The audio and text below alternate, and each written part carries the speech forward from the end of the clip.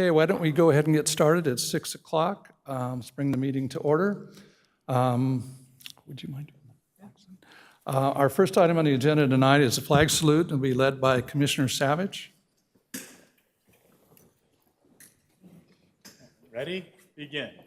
I pledge allegiance to the flag of the United States of America and to the republic for which it stands, one nation, under God, indivisible, with liberty and justice for all.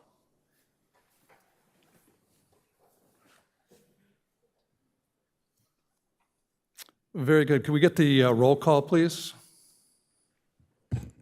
Thank you. Chair Grimm, Here. Commissioner Looney, Commissioner De Jesus, Here. Commissioner Hastings, Here.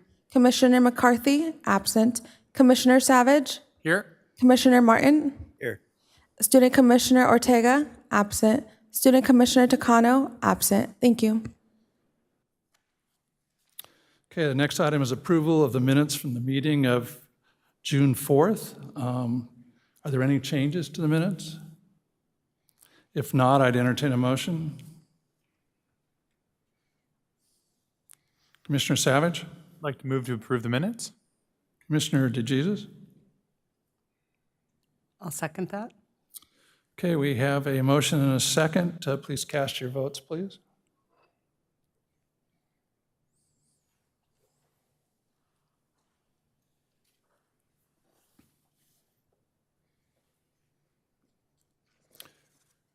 And the motion passes with 4 approval and 2 abstentions.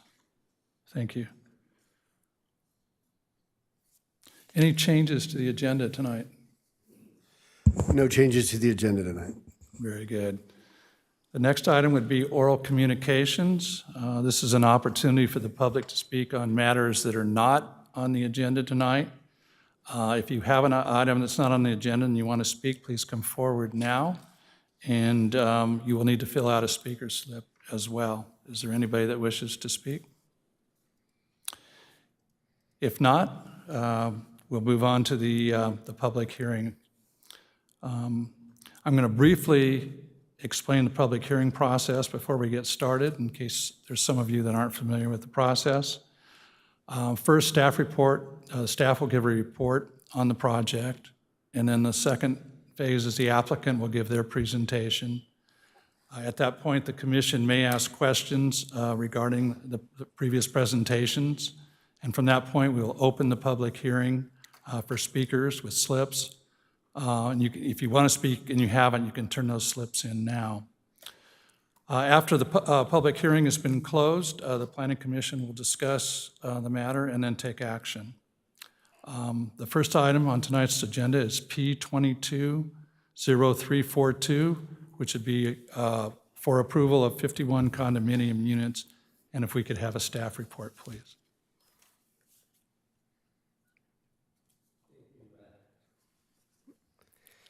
Thank you, Chairman Grimm and Planning Commissioners. This project is a site development plan, tentative subdivision map, and condominium housing permit to allow for the construction of 51 condominium residences and associated site improvements on a 3.6-acre site located at 1860 East Vista Way. And on the first slide, that file number should be P220342. The project scope for the 51 attached condominium townhomes, the site consists of 3 contiguous parcels located at the southwest corner of East Vista Way and Old Taylor Street. The site is vacant except for a few remnants of building foundations. For a summary of on-site construction, the project would consist of 2-story townhomes and 13 separate buildings with 2-car garages included for each unit and private patios.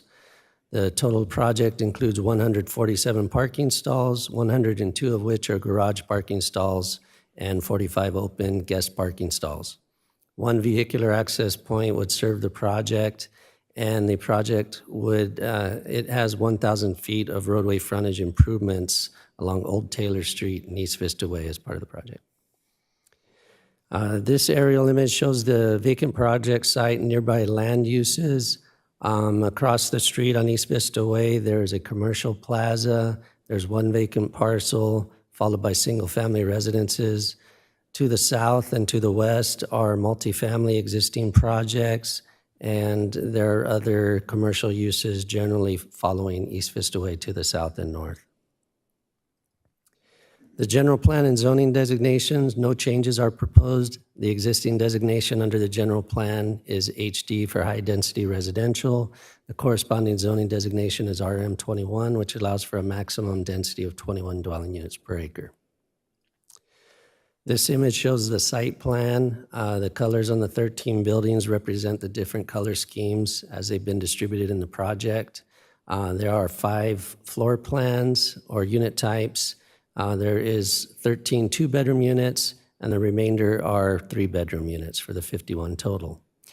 Under the building summary, there are 4 3-plexes, 6 4-plexes, and 3 5-plexes as part of the project.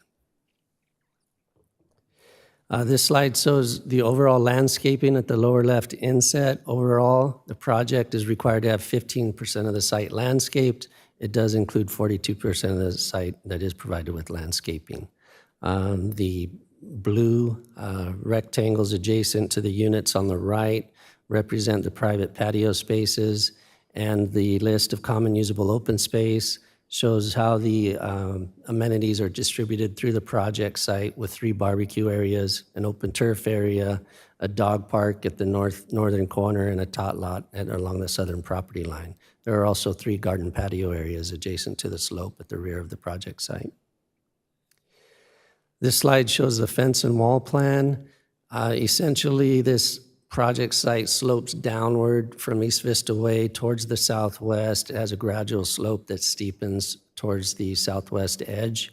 By leveling the project site, it would require the installation of some retaining walls at the project street perimeters, and primarily retaining walls at the rear of the project where they would not be highly visible.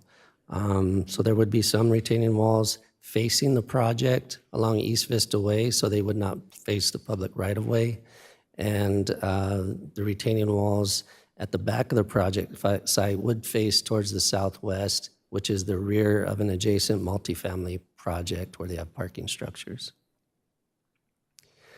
This slide shows the basic elevations that consist of asphalt shingle roof, stucco, and other siding materials, decorative corbels, board and batten siding, and there are some awning covers over doorways that would be standing seam metal roofs.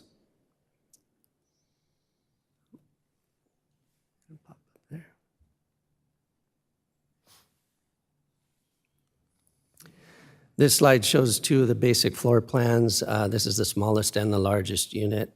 There's a garage shown on the left for the 2-bedroom floor plan. That plan includes a 1-bedroom on the bottom floor and 1 primary bedroom on the upper floor, where there's also the kitchen and great room area.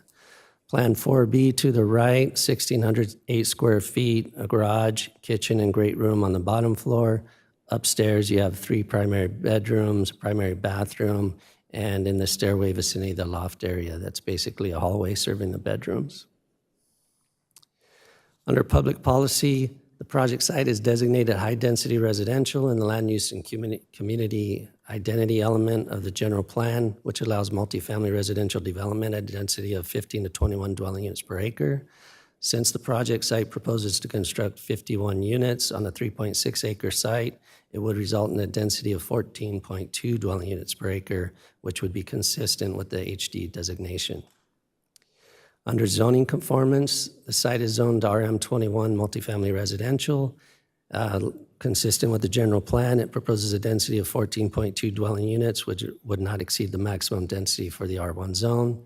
The buildings would comply with the minimum 20-foot setback from the ultimate right-of-way line along East Vista Way. The remainder of the project site provides 15 to 40-foot setbacks from side and rear property lines and building separations.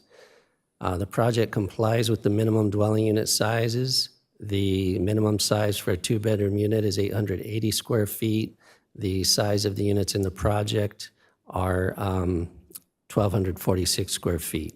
The minimum size for 3-bedroom units is 1,160. The size provided for in the project ranges from 1,393 to 1,608 square feet. The building heights would not exceed 30 feet and 7 inches, so it would comply with the 35-foot max height for the zoning. Each townhome would be built in the project, would provide the off-street parking standards of 2.5 stalls for each 2-bedroom townhome and 3 parking stalls for each 3-bedroom townhome. That winds up being the 147 total required, and that is what the project provides. Regarding open space, the project requires 17,500 square feet of common usable open space, 125 square foot per bedroom, as well as 5,100 square feet of private open space, and that is 100 square feet per dwelling unit. The project's private patios are approximately on average 123 square feet per unit. The project provides a total of 19,802 square feet of common open space and a total of 6,270 square feet of private open space to comply with this requirement. A portion of the open space is inaccessible slope area. However, the applicant has provided usable patio areas adjacent to this area, and the project has been deemed complete, subject to SB 330 as further detailed in the project staff report. Under environmental review, the proposed project is exempt under CEQA as an infill development project based on the following 5 conditions. It's consistent with the existing general plan and zoning ordinance. It would be developed within the city limits on a site no more than 5 acres in size. The project site does not contain any habitat for endangered, rare, or threatened species. Approval of the project would not result in significant effects related to traffic, noise, air quality, or water quality, and the site is adequately served by all required public utilities and services. Staff's recommendation is to adopt a resolution approving the site development plan, tentative subdivision map, and condominium housing permit to develop the 51 residences and associated site improvements on the 3.86 acre site at 1860 East Vista Way. That concludes staff's presentation, and the applicant has a presentation as well. We're available to answer any questions. Thank you. Thank you very much. Could the applicant come forward, please?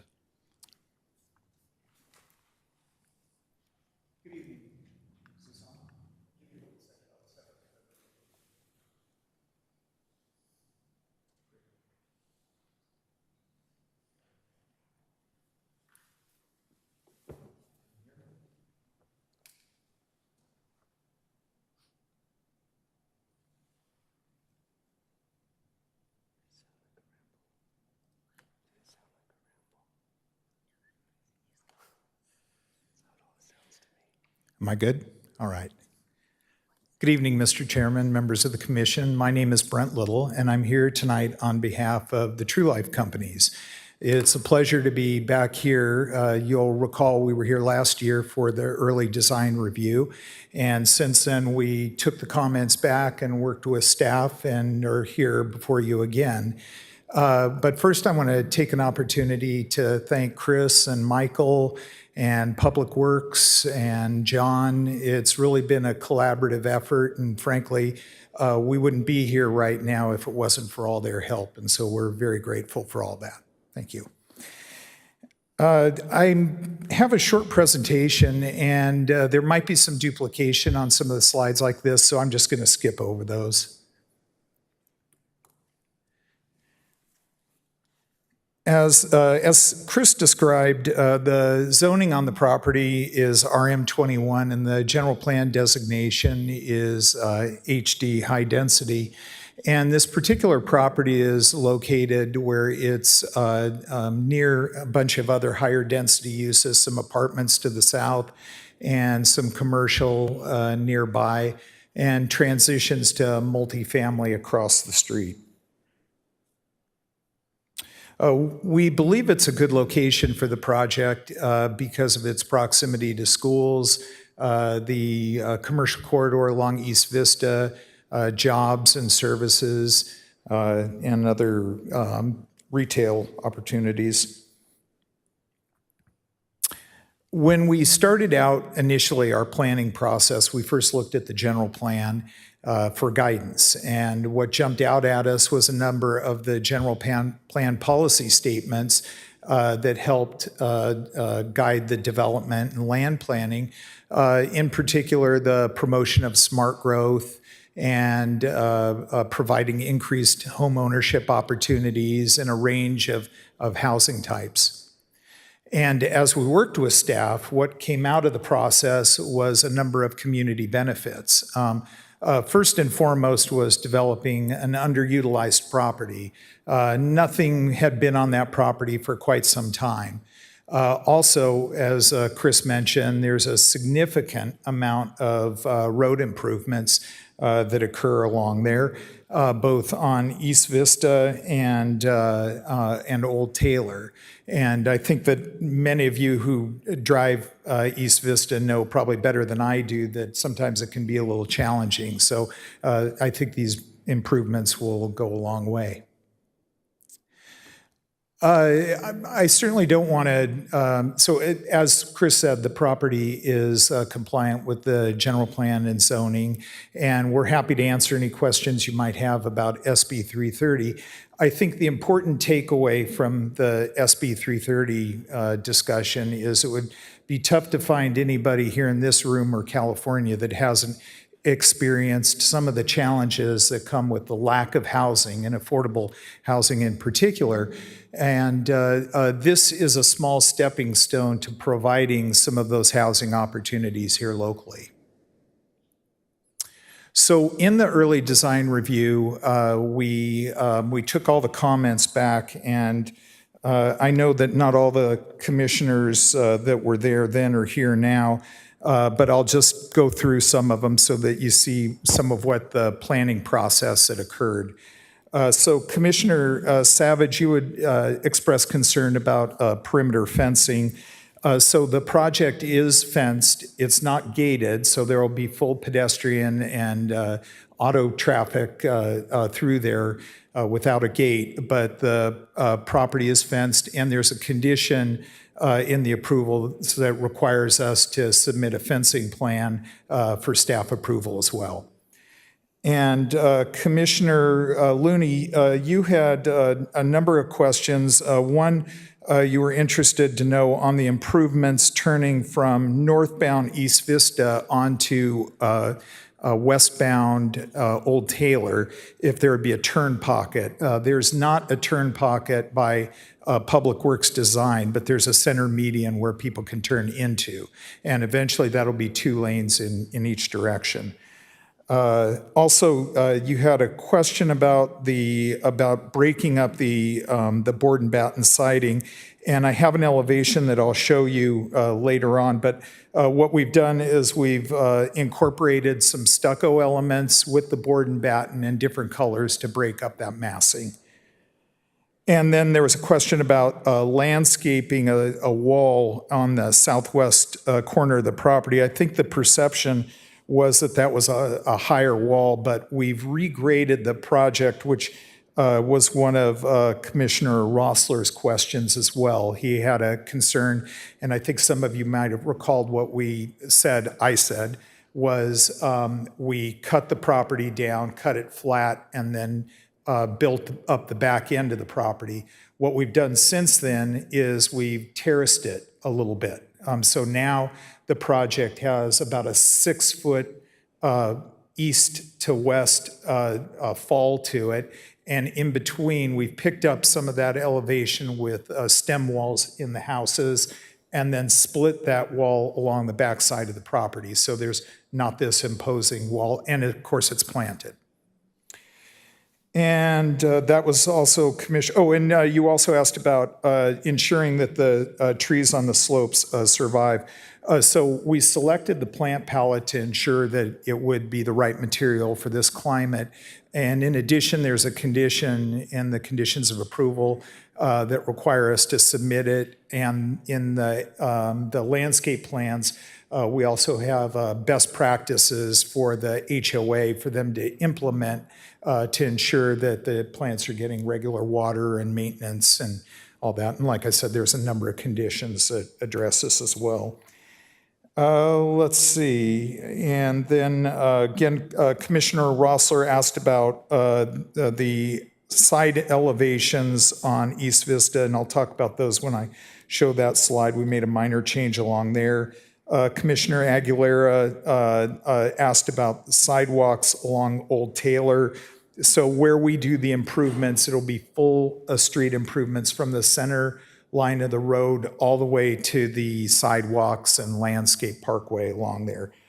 And then lastly, Commissioner Garrettson asked about the internal circulation. So in our plans, there's an internal circulation that meets all accessibility requirements and certain crosswalks within there, the project to connect those as well. And here's one of the elevations. So this is looking towards East Vista. This is the project entrance. We're looking up Old Taylor. And I'm sorry, we're looking up Old Taylor, and Taylor's behind us.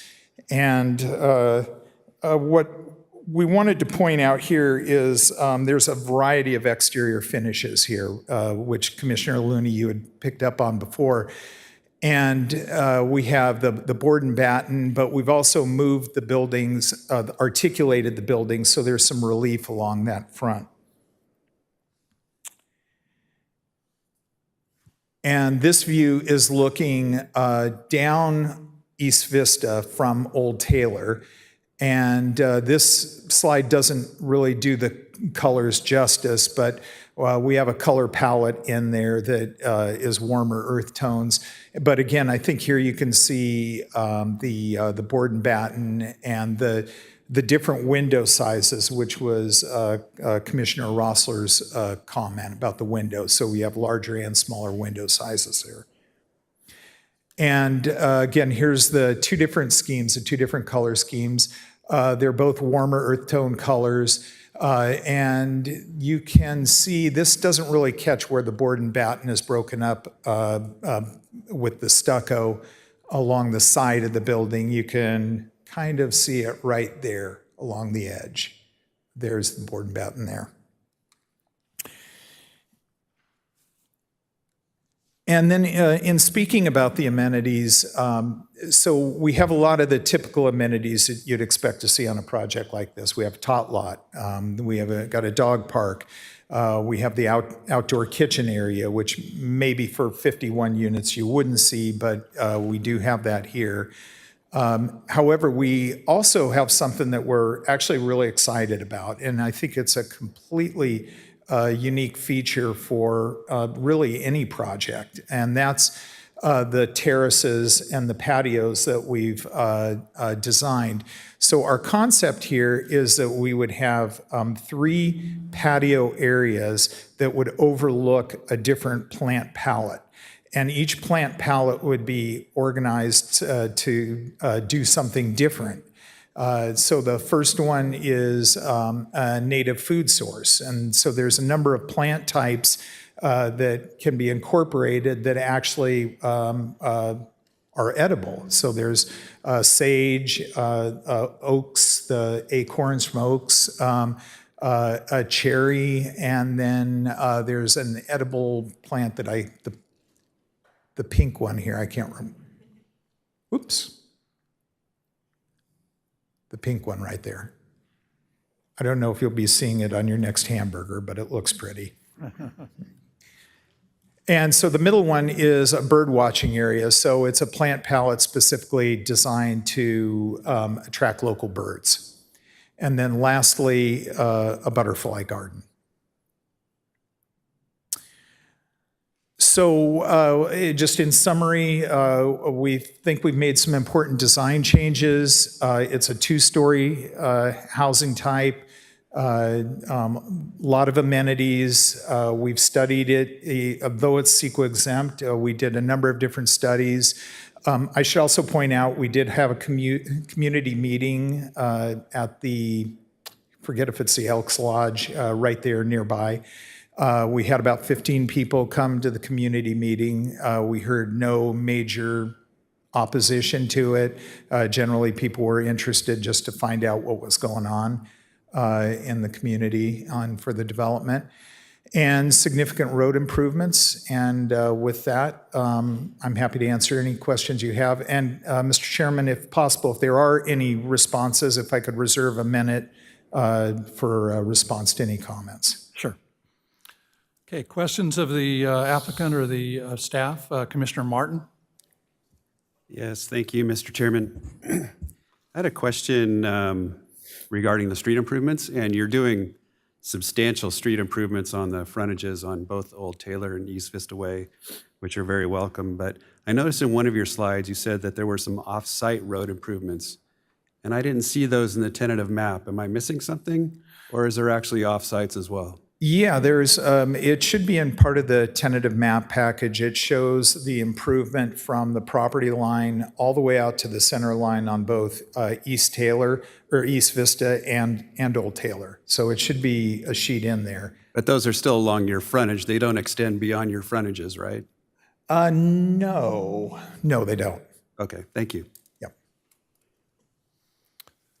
If there's no other questions, I had one. You are using asphalt shingles. I'm wondering, I'm assuming there's a depth to those, that they're going to be, I don't know, 20 or 30 weight minimum? I don't know the weight, to be perfectly, I'm ashamed to say this, since my first job in this industry was as a roofer. So I don't know, but That's probably an old-time measurement. So. Yeah, right. Yeah, we can find out for you, and I can provide that to staff. Well, the weight doesn't matter. It's really the question, they're providing some visual depth to them. I mean, Yeah, I assume you're using a fairly high-quality asphalt shingle. Yeah, I mean, typically, I'm Gordon with True Life, it's a textured asphaltic shingle in the 240 to 300 pound per square range. Okay. Thank you. If there's no other questions, why don't we open the public hearing up? thank you. And the first speaker, we'll do the speaker slips in order that I received them. The first one will be, first speaker will be Ursula Sack.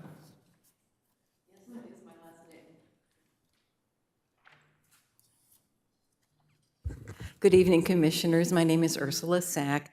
I am with Coahoma Alliance for Responsible Development, and I have some questions about this project. And the main thing I'm questioning is the assertion that there will be no significant traffic impacts. I know that 51 homes doesn't sound like a lot, but the cumulative development that's going on in this area, I think, needs to be considered. I really consider it a major failure of the city's planning and development that each project is considered on its own and not looking at the bigger picture. This area, keep in mind, it's a bottleneck. There's 4 lanes down to 2 lanes at Taylor Street, which is a nightmare for traffic, of course. And less than a quarter of a mile north, there is, well, first of all, right next to it on Old Taylor, there's some homes going in right there, so that will be more traffic. Then going a little further north on the west side, there's a property that I believe they were talking about 25 dwelling units on that one. And then if you go to Warmlands, a little bit east on Warmlands Avenue, there will be 25 homes going in there. And was very surprised the other day when the city council rezoned that parcel on Warmlands and East Vista Way, that corner area. And so that's now going to be medium density residential. And I don't know how many homes that is supposed to be, but let's add all these up.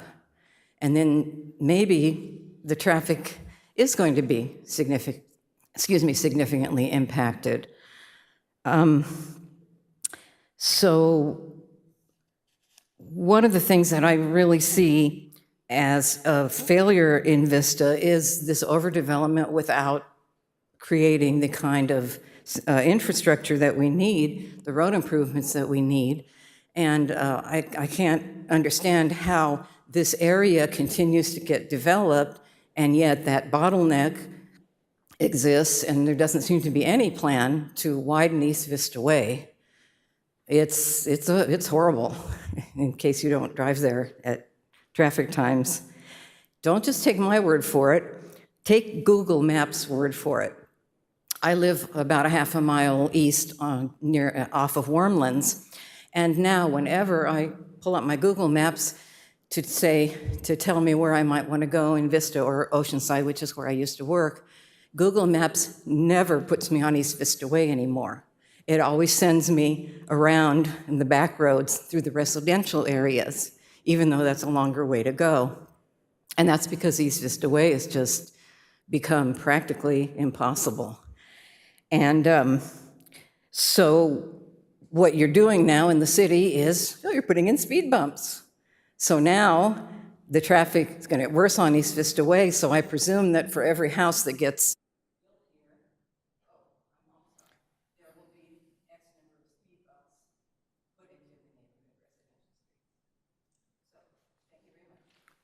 Thank you.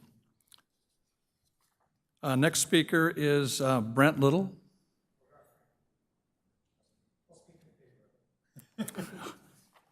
All right, thank you. And our final speaker slip is Sue Strack.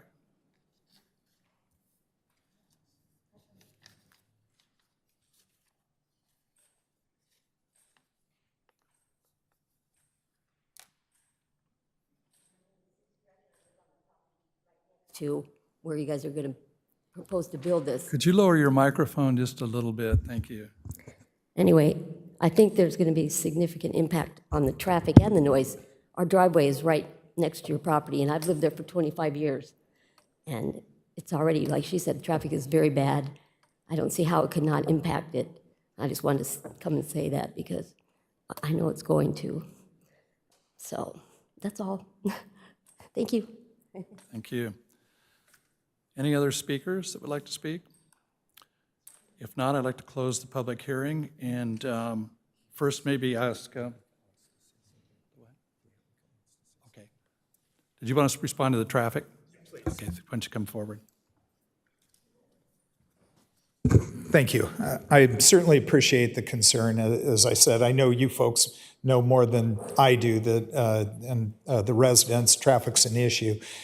So when we did our CEQA analysis, we did a full traffic analysis from Linscott Law Greenspan that we submitted to the city for their review. It's a big, thick document, but suffice it to say that the project does not have an impact on it, and especially when you factor in the offsite improvements that we're doing, it doesn't. We don't have an impact, so there's not a mitigation. So it's a net gain because there's no impact, but we're doing all these improvements. So it's kind of splitting words, but maybe Chris can explain it a little better. But the net of it is we studied the traffic, not an impact, but yet we're doing all these improvements as well. Thank you. Thanks. Mr. Winters, did you have any comments on the traffic? I would just add that the project, in a 24-hour period, generates just over 400 daily trips. During peak hour conditions, that equates to about one car every 3 or 4 minutes going out of the project site. So directly from our traffic engineer, it's a negligible impact. Okay, thank you. Other comments or questions, discussion? Commissioner Looney? Question of staff. Some time ago, when we were looking at property being developed further north on Vista Way, that's where the county line is located.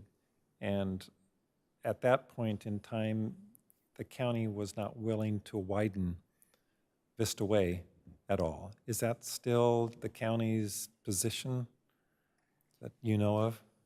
I haven't heard of any change in position, and I haven't heard of that any project is anticipated. So as far as I know, it is status quo.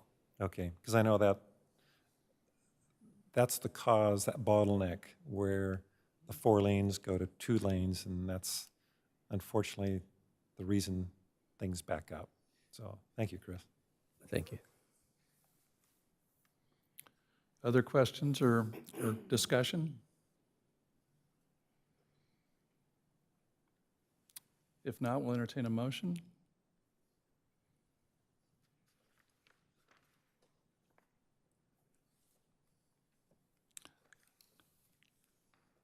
Commissioner DeJesus? I have a couple of comments and maybe a question of staff. To Commissioner Looney's point, the county does start right close to that. And if we're being told that the traffic report states a negligible amount of an increase in traffic, but it seems to be a concern of the community.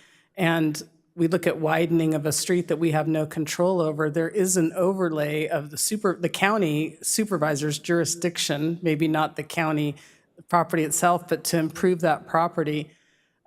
Just a side note, we have a supervisor that, is in that area, that his staff works, with the city. Sometimes you can always reach out to those folks to put pressure on them to widen East Vista Way, for what that's worth.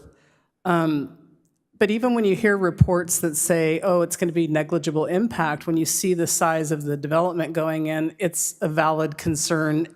Even if reports say it's not, it's going to increase traffic on a well-traveled street. So understanding that point, the city is also subject to state rules about density and infill and increasing number of housing units. So sitting here on the Planning Commission doesn't, I have empathy for what you're saying, but we're also have state mandates to meet certain requirements. And I know that's really tough to weigh all the positives out. And thankfully, we have a great staff that tries to help figure this out and work with the developers to do it. So to that end, I'm going to make a motion to adopt resolution P22-03342 as recommended in the staff report. Commissioner Savage? Second that. Okay, further discussion? If not, cast your votes, please.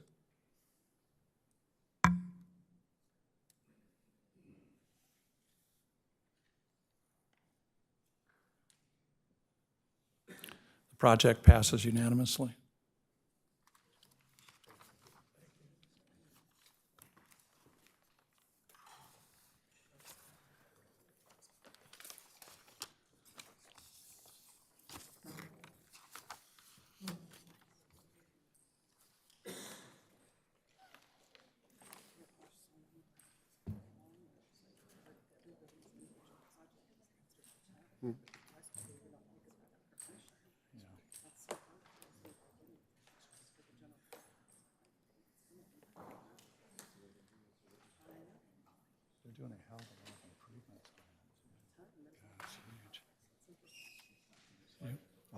Okay.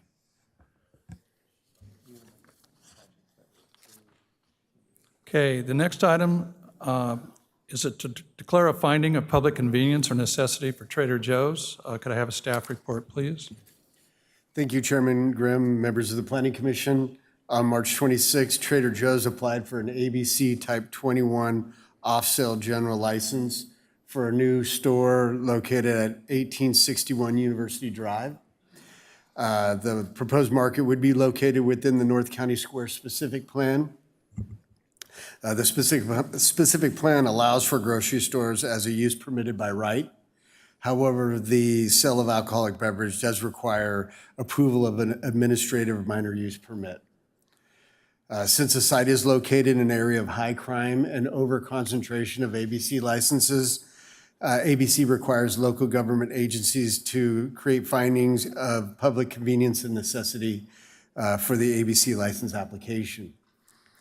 Staff does note that this is a typical situation where we have a large commercial development within a single census tract. So you have quite a few businesses within that large shopping center with alcoholic beverage license. So this isn't anything new. This is something that the Planning Commission sees quite frequently. Since the Development Code does not allow for the finding to be made at the administrative level, staff is requesting the Planning Commission, declare a finding of public convenience and necessity for the Trader Joe's Market at 1861 University Drive. And that concludes my report.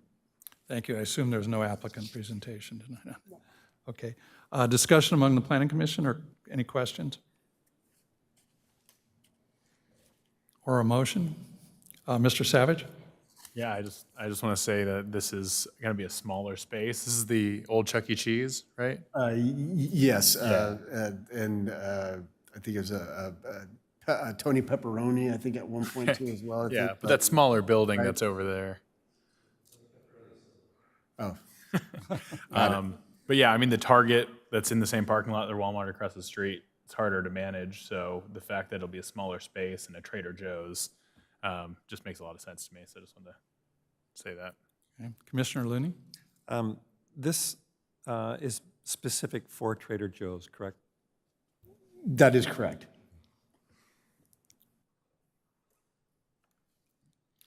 Commissioner DeJesus?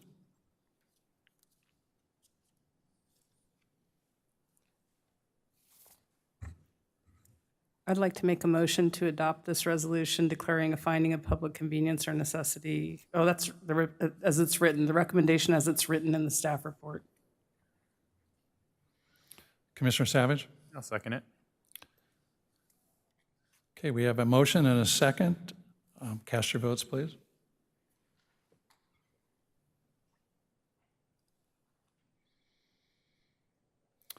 Passes unanimously.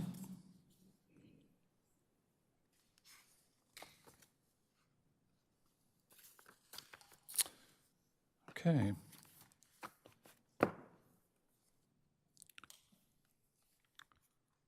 Reports from the Planning Commission? No items. Reports from staff? I just have 2 items tonight. The MUP for the large skateboard ramp at 1264 Oak Drive was appealed, and the Planning Division is expecting to take that to the City Council in the first meeting of August. Other than that, we don't expect to have a July Planning Commission meeting. We expect it probably the first meeting in August, which would be August 6th. However, we'll keep you posted if anything changes. Great, thank you. Any further discussion? If not, we're adjourned. Michael?